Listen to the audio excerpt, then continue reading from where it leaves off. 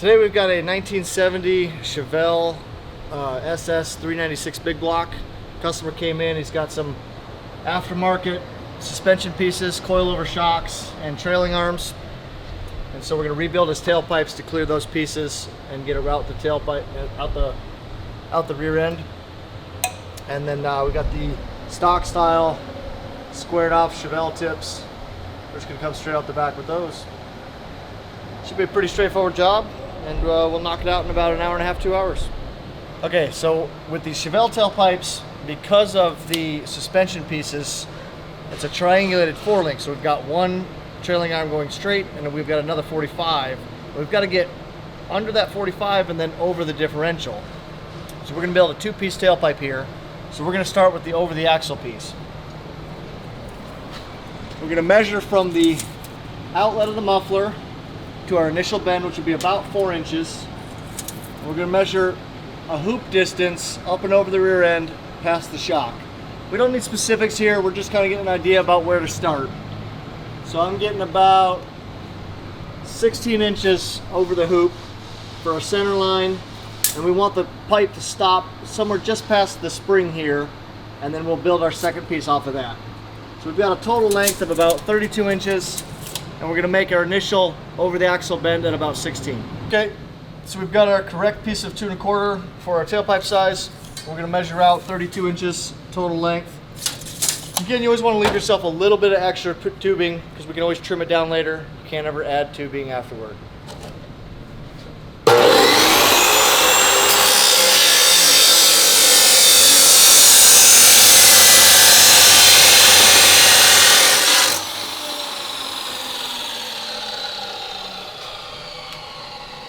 Of course, you always want to deburr the edge so you don't get yourself cut.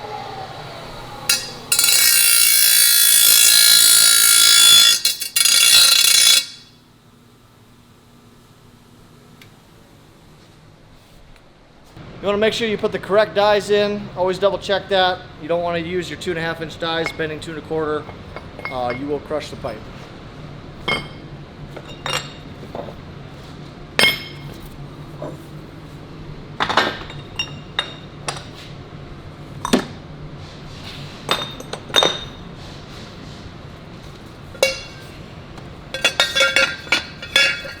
Alright, so we had an initial piece of 32 inches. Our large over the axle bend, we're always going to start with the largest bend when we do a tailpipe. So we're not going to start with the 4-inch initial bend. We're going to go ahead to the 16-inch large bend. So that's going to be a large radius. And we're going to bend it to about 100 degrees. And then if we need to, we can always go back and bend it more to get over the axle a little bit better.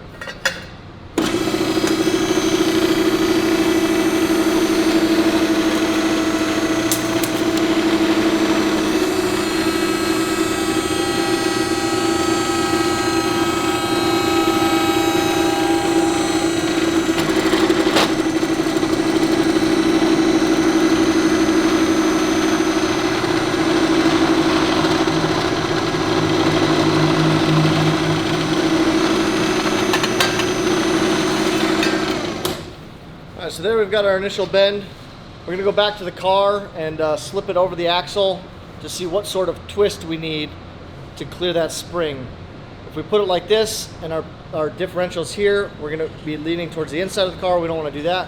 So we want to make sure we're going to have it twisted this way, and just want to make sure we clear our coilover spring once it's in the car.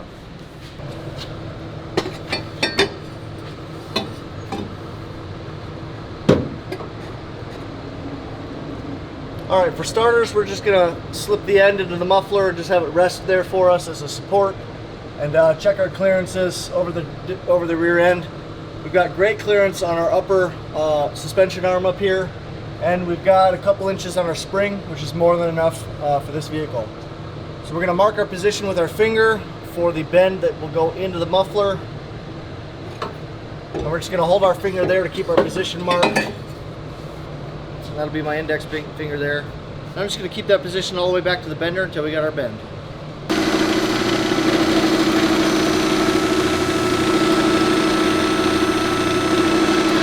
So this position here, anytime we have a pipe inside of the back shoe here, you'll want to use an insert, and that'll keep the integrity of the tubing round. If we don't put this insert inside the tubing here, you'll end up crushing and deforming the end of the tube here, and it'll be more of an oval shape or even have some peaks. So this will keep the integrity of the tubing and keep it round for us as we do the bend.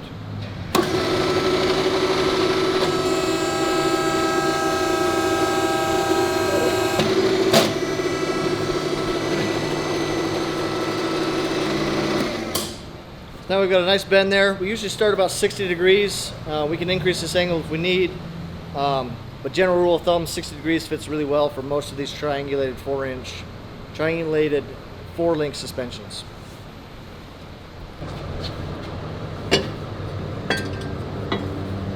Okay, so now we're going to do an initial test fit to see if our lines all match up, and we've got our clearances still, now with the tailpipe inserted into the outlet of the muffler.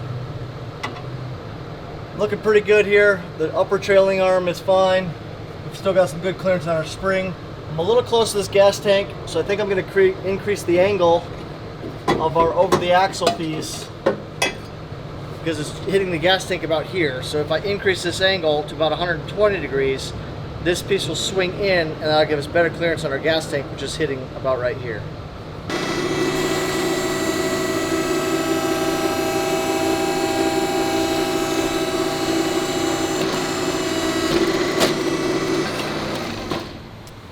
After we've done our test fit, there is always a slight compression on the end of a tubing no matter what you do here, anytime you're inside of that back shoe like we talked about earlier.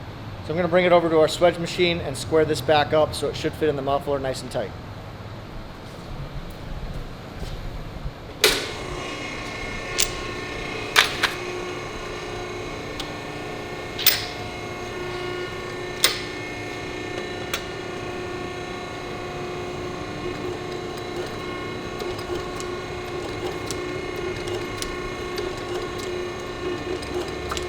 You always want to go slow here. You don't want to swedge it up too big, too fast, or else you'll over swedge it and then it won't even fit inside the muffler.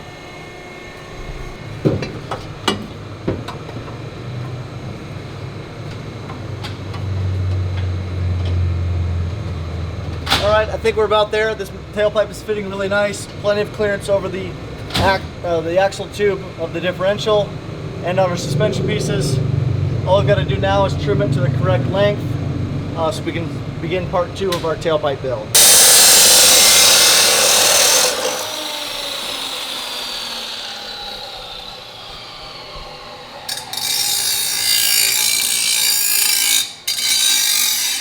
We are going to swedge our back end piece here to allow our second piece to slip inside of it and then have the bend around the corner.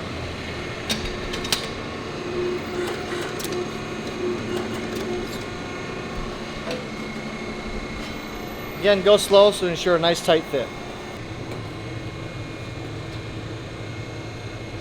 Alright, I'll hold the tailpipe in position while Zach will give us some tack welds to lock it in place.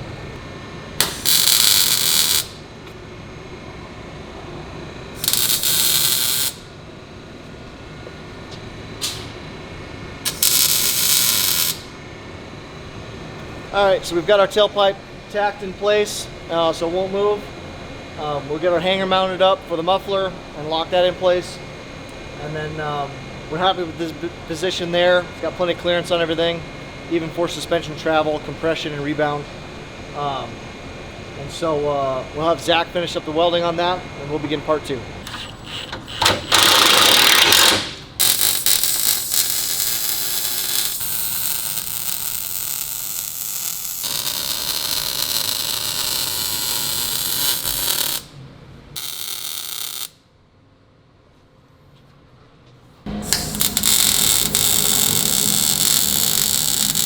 All right, so starting on the second part here, we're going to measure an overall length first, just to give us an idea about how much tubing we're going to need.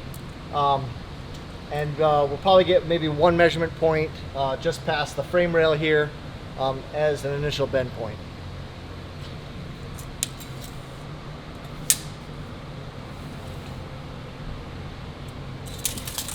So we're looking about 36 inches of tubing there with a frame bend point of about 18 inches.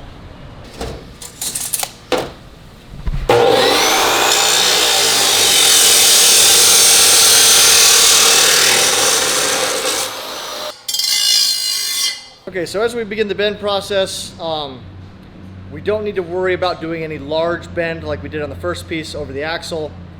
So we're going to start from our initial bend, which is going to be about a 3.5 inch mark. You don't really want to bend less than that typically if you can avoid it. 3.5 inch gives us enough leg up to fit inside any of the tubing and be square still.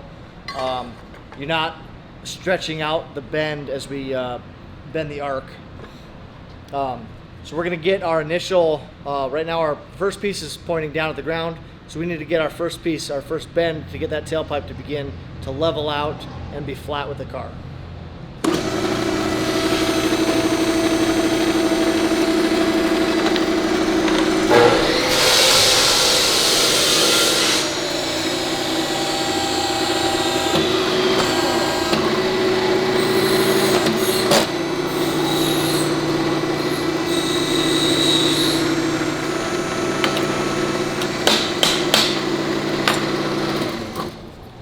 So we're going to start with about 55 degrees. Our over the axle bend was about 120 and we went 60 up. So if we went 60 up and we got 120, we've still got to get rid of about 60 degrees of bend to get back to level. So we went with 55 as a starting point, and then we can go up to 60 or 65 if we need to. Okay, so our tailpipe is fitting pretty nice at the moment here. We do have to increase our bend to 60 degrees. We're kind of cheating the angle a little bit here by jamming it in at a slightly awkward. So if we get the full 60, it'll fit in there nice and square. We're going to mark just past the frame here with our index finger so we can begin to bring the tailpipe and bend it back toward the rear so our tip exits straight out the back. Now, you want to keep in mind rotation here. If we mark it too low, we begin to make this bend, it'll swing this tailpipe down. We don't want to have it pointing down. And if we go too high, it'll begin to swing the tailpipe and point up into the valence here. So you want to mark it about right in the middle in a nice neutral spot. You've got some flexibility of twisting this to correct any small errors you might have made. But if we get it marked right in the middle and we place our bend there, that position should allow this tailpipe to swing toward the rear and maintain parallel to the car.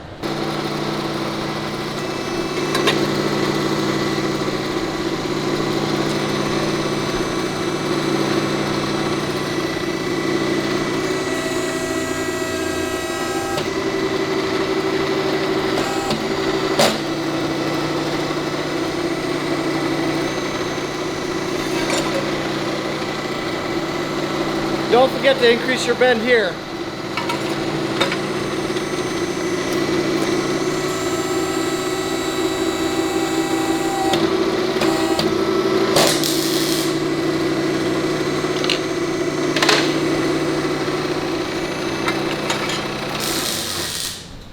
All right, so our tailpipe's looking real good right there. We've got great frame clearance, and we're going right through the notch that the factory Chevelle has in the frame as a guideline for your tailpipe. So we are going a little bit up into the valence, so we're going to put an auxiliary bend just past our first bend to bring it straight down, and that'll be right at the bottom of the frame and allow that tailpipe to exit nice and parallel to the car. All right, in this case, because our new bend point is going to be too close to our old bend point, we need to change our back shoe to our half die.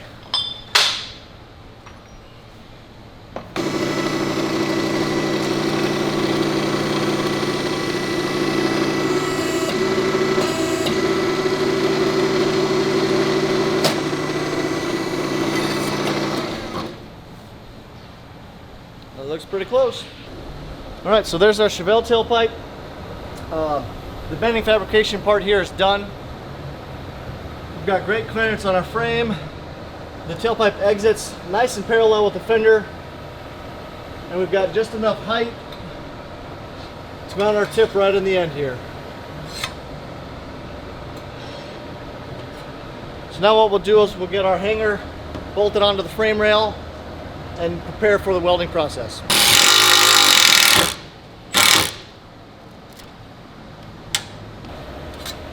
All right, so we're going to hold the tailpipe in place and get a good approximation so Zach can get a couple tacks on there and hold it in place. All right, Zach, go ahead.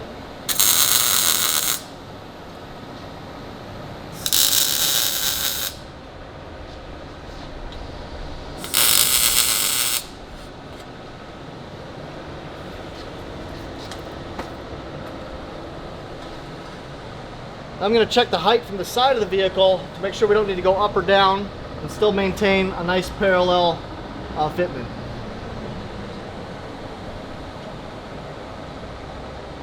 Go ahead. Hanger tip. Hanger.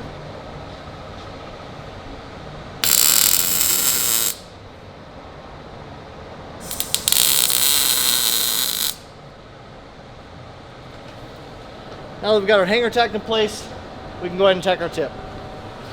We're really careful to make sure we maintain a nice and parallel and flat.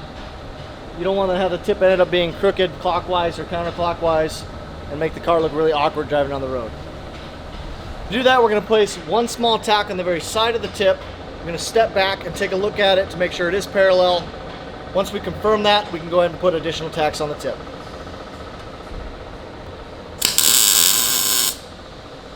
Now that we've got our tip tacked into place, we're going to step back and confirm that it is parallel and flat.